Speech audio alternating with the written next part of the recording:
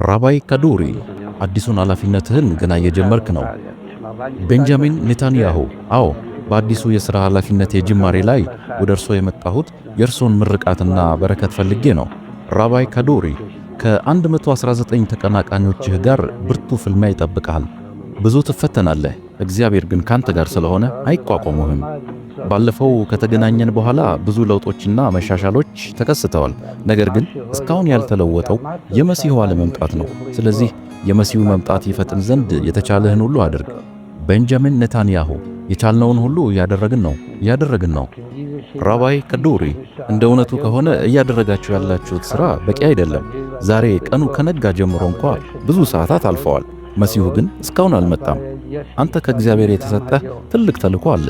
ጠቅላይ ሚኒስትር ትሆናለህ። ነገር ግን ውድ የሱፐርናቹራል ቻናል ቤተሰቦች ይህን ቪዲዮ ላይክ እና ሼር ማድረግ አይረሳ።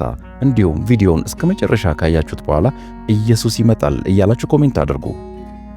ራባይ ይስሐቅ ካዱሪ ወይም በተለምዶ ሬቤ በመባል ይታወቃሉ። ኢራቃዊ አይሁድ ሲሆኑ የተወለዱት እንደ አውሮፓውያን አቆጣጠር በ1898 በኢራቅ መዲና ባግዳድ ውስጥ ነው። በ20ኛውና በ21ኛው ክፍለ ዘመን ከተነሱና ከፍተኛ ተጽዕኖ ከፈጠሩ የአይሁድ ራባዮች ወይም መምህራን ዋነኛው ናቸው። የአይሁድ ሕግጋትን በሙሉ በቃላቸው ሸምድደው የሚያውቁ ትርጓሜያቸውንም የተረዱ በመሆኑ ምክንያት በብዙ ሺዎች የሚቆጠሩ ሰዎች ከመላው ዓለም እየመጡ ከሳቸው መንፈሳዊ ምክርና ምሪትን ይቀበሉ ነበር። በሳቸው የተባረኩና መንፈሳዊ ምሪትን የተቀበሉ ግለሰቦች ፕሬዝዳንቶችና ጠቅላይ ሚኒስትሮች ሁሉ ሳይቀሩ ስኬትን እንዳገኙ፣ አንዳንዶቹም ከነበረባቸው ሕመም እንደተፈወሱ መስክረዋል። የጻፏቸውና የተናገሯቸው በርካታ ትንቢቶች ተፈጽመዋል። ከዚህም የተነሳ ጠቅላይ ሚኒስትር ቤንጃሚን ኔታንያሁ በእስራኤል ፖለቲካ ውስጥ ለመጀመሪያ ጊዜ የፓርላማ አባል ሆነው በተመረጡ ጊዜ መንፈሳዊ ምክርና ምሪትን ይቀበሉ ዘንድ ወደ ራባይ ይስሐቅ ካዱሪ ሄደው በነበረበት ወቅት ነው እንግዲህ ይህን ትንቢታዊ መልእክት የነገሯቸው። ራባይ ይስሐቅ ካዱሪ ስለ እስራኤል፣ ስለ ጠቅላይ ሚኒስትር ቤንጃሚን ኔታንያሁ እና ስለ መሲሁ መምጣት ከተናገሯቸው ትንቢቶች መካከል እንደ አውሮፓውያን አቆጣጠር በ2005 ዓ.ም እንዲህ ብለው ነበር። በእስራኤል ውስጥ ተደጋጋሚ ምርጫዎች ተደርገው ነገር ግን መንግሥትን መመስረት የማይቻልበት ጊዜ ይመጣል። ይህ በሆነ ጊዜ መሲሁ በደጅ እንደሆነ እወቁ። ከነዚያ ያልተሳኩ ምርጫዎች በኋላ ግን ቤንጃሚን ኔታንያሁ የእስራኤል ጠቅላይ ሚኒስትር ሆነው ይመረጣሉ። ከተመረጡ በኋላ ለመሲሁ መንገድን የሚከፍቱ የመጨረሻው የእስራኤል ጠቅላይ ሚኒስትር ይሆናሉ ሲሉ ተንብየዋል። ይህም ትንቢት መሲያኒክ ጂውስ በሚባሉ አይሁዶች ዘንድ የታወቀና በጉጉት በመጠበቅ ላይ ያለ እንዲሁም በመፈጸም ላይ ያለ ትንቢት ነው። ትንቢቱ የተነገረው በ2005 ዓ.ም ሲሆን መፈጸም የጀመረው በ2019 ዓ.ም ነበር። እንደሚታወቀው እስራኤል ከኤፕሪል 2019 እስከ ጁን 2021 ዓ.ም ድረስ በሁለት ዓመታት ውስጥ 4 ምርጫዎች ተደርገው አንዱም ተፎካካሪ ፓርቲ አብላጫ ድምፅ ማግኘት ባለመቻሉ አገሪቱ የተረጋጋ መንግሥት ሳይኖራት ለ2 ዓመታት ቆይታ ነበር። ይህም ሁኔታ በእስራኤል ፖለቲካ ከፍተኛ መለያየትን የፈጠረ መሆኑ፣ ልዩነቱም የመጣው በዋናነት ቤንጃሚን ኔታንያሁን ከመደገፍና ካለመደገፍ ጋር በተያያዘ እንደሆነ ይታወቃል። በስተመጨረሻም በ3 ዓመት ከ5 ወራት ውስጥ ለ5ኛ ጊዜ በተደረገው ምርጫ ጠቅላይ ሚኒስትር ቤንጃሚን ወይም ቢቢ ኔታንያሁ በ2022 ዓ.ም እንደተመረጡ ይታወሳል። ራባይ ይስሐቅ ካዱሪ ይህን ትንቢት ከተናገሩ በኋላ እንደ አውሮፓውያን አቆጣጠር በ2006 ዓ.ም በ108 ዓመት ዕድሜያቸው ከዚህ ዓለም በሞት ቢለዩም ከመሞታቸው ከጥቂት ወራት በፊት የተናገሩት ሌላ አስገራሚ ትንቢትም አለ።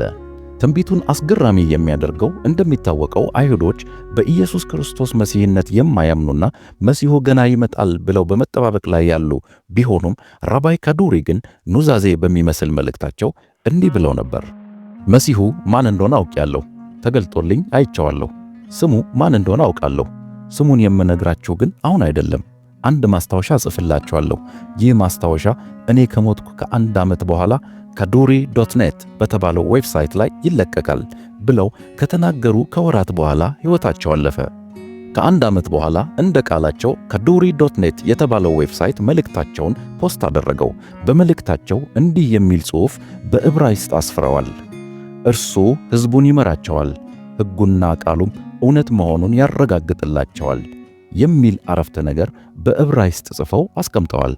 እና የአይሁድ መምህራንን ግራ ያጋባቸው ነገር ራባይ ካዱሪ የመሲሁን ስም እነግራቸዋለሁ ብለው የነበረ ቢሆንም ጽፈው ያስቀመጡት ግን ስም ሳይሆን አንድ ረጅም አረፍተ ነገር መሆኑ ነበር።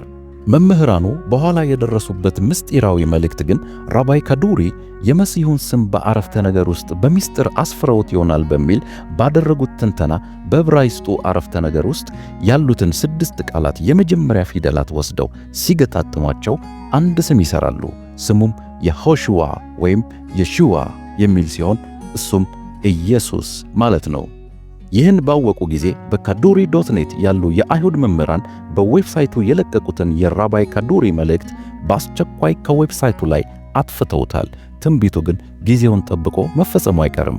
ጠቅላይ ሚኒስትር ቤንጃሚን ኔታንያሁ ታዲያ እንደተተነበየላቸው ከኢየሱስ ክርስቶስ ዳግም ምጽአት በፊት እንደ መጥምቁ ዮሐንስ መንገድን እያዘጋጁ ይሆን? እስኪ የሚከተሉትን ጠቋሚ ሁነቶች እንመልከት። አንደኛ፣ በታሪክ ታይቶ የማይታወቅ የውስጥና የውጭ ጫናዎችና አለመረጋጋቶች በእስራኤል ላይ መበራከታቸው።